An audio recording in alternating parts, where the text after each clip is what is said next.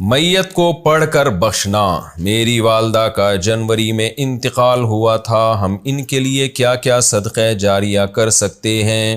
نیز کیا ان کو کچھ پڑھ کر بخش سکتے ہیں؟ یہ کہاں تک صحیح ہے اور کیا اس کا ثواب میت کو پہنچتا ہے؟ مسز عمر ریاض سے۔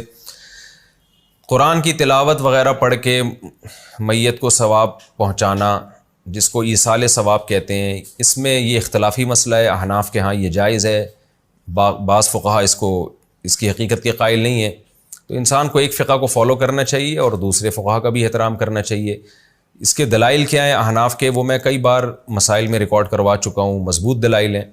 لیکن اتنی بات تو بہرحال ثابت ہے کہ اتفاقی چیز کیا ہے، وہ یہ ہے کہ پیسوں کا صدقہ کیا جائے۔ اس میں تمام فقہا کا اتفاق ہے کہ اس کا ثواب میت کو، جو بھی یعنی معتد بھی فقہا ہیں، جو ان کا اتفاق ہے کہ اگر آپ پیسے صدقہ کرتے ہیں یا کوئی کنواں کھدوا دیتے ہیں یا کوئی اور صدقہ جاریہ کا انتظام کرتے ہیں تو اس کا ثواب تو بہرحال یقینی پہنچتا ہے۔ اور حدیث میں بھی یہ چیز منصوص ہے۔ نبی صلی اللہ علیہ وسلم سے ایک صحابیہ نے پوچھا میں اپنی ماں کی طرف سے صدقہ کرنا چاہتی ہوں، افاتصدق عنہا ان امی توفیت عنی، میری ماں کا انتقال ہو گیا ہے، افاتصدق عنہا، کیا میں ان کی طرف سے صدقہ کروں؟ آپ نے فرمایا ہاں۔ تو اس لیے زیادہ فوکس جس چیز کو کرنا چاہیے وہ ہے پیسے صدقہ کریں اپنی والدہ کے لیے، اور کوئی مدرسہ بنا دیں، مسجد بنا دیں، یا مسجد میں تعاون کر دیں، یا مدرسے میں تعاون کر دیں، یا یتیم خانے میں تعاون کر دیں۔ اس طرح سے کوئی بھی صدقہ جاریہ ہو، یا ویسے ہی کوئی صدقہ کسی غریب کی مدد، اور دل میں نیت کر لیں کہ اس کا ثواب میری والدہ کو پہنچے، تو یہ انشاءاللہ آپ کی والدہ کو ثواب پہنچے گا۔ میں بھی دل سے دعا کرتا ہوں اللہ تعالیٰ آپ کی والدہ کی مغفرت فرمائے اور ان کے درجات کو بلند کرے۔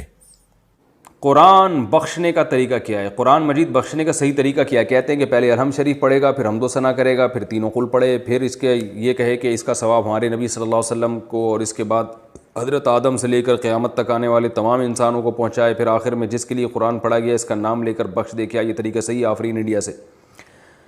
دیکھیں، قرآن بخشنے کا کوئی مخصوص طریقہ صحابہ سے ثابت نہیں ہے، صرف اتنا ثابت ہے کہ نبی صلی اللہ علیہ وسلم نے صدقہ کرنے کا حکم دیا ایک صحابیہ کو کہ وہ اپنی ماں کے لیے صدقہ کریں۔ تو اس سے علماء نے استدلال کیا کہ صدقہ بھی ایک نیکی ہے، تو کوئی بھی نیکی کسی کے لیے بھی کی جا سکتی ہے۔ تو بہتر تو یہی ہے کہ جس چیز کا حدیث میں صراحتاً ذکر ہے اسی کو فالو کریں، یعنی صدقات و خیرات کیا کریں میت کے لیے۔ لیکن کوئی قرآن یا کوئی اور نیکی پڑھ کے بھی اگر ایصال ثواب کرنا چاہتے ہیں تو بھی ٹھیک ہے، اس کا کوئی خاص طریقہ نہیں ہے، بس دل میں نیت کر لیں کہ اللہ اس کا ثواب فلاں کو پہنچے۔ باقی یہ جو کہا جاتا ہے پہلے الحمد شریف پھر فلاں پھر یہ، اس کا کوئی ثبوت نہیں ہے۔ کوئی بھی نیکی کسی بھی طریقے سے کی جا سکتی ہے اور دل میں یہ دعا کی جا سکتی ہے اللہ اس کا ثواب فلاں کو پہنچا دے۔ رہا یہ مسئلہ کہ اتنے ساروں کو پہنچا دے، آدم علیہ السلام سے لے کر فلاں لوگوں تک، پھر تمام پیغمبروں تک، صحابہ تک، تو یہ بھی جائز ہے کیونکہ ناجائز ہونے کی کوئی دلیل نہیں ہے۔ لیکن اس میں علماء کی دو رائے ہیں۔ بعض علماء یہ کہتے ہیں کہ ثواب تقسیم ہو کے پہنچتا ہے، تو جتنے لوگوں کو شامل کریں گے ثواب ڈیوائڈ ہو جائے گا، اور بعض کی رائے یہ نہیں کہ نہیں تقسیم نہیں ہوتا بلکہ ہر ایک کو پورا پہنچتا ہے۔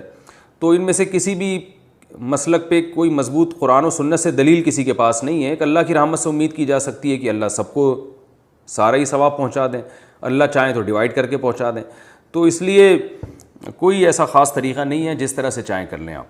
میرا جو اپنا معمول ہے، میں تو یہی کرتا ہوں کہ ایک تو صدقات و خیرات کو فوکس کرتا ہوں، جو میرا جو معمول ہے کہ جو میت کے لیے جو حدیث میں جو چیز منصوص ہے، جو متفقون علیہ، اور اگر قرآن پڑھ کے کرنا چاہیں تو دل میں بس اتنی نیت کہ سورہ فاتحہ پڑھی یا کوئی بھی سورت پڑھ لی، اللہ اس کا ثواب فلاں کو پہنچے، تو سب طریقے ٹھیک ہیں۔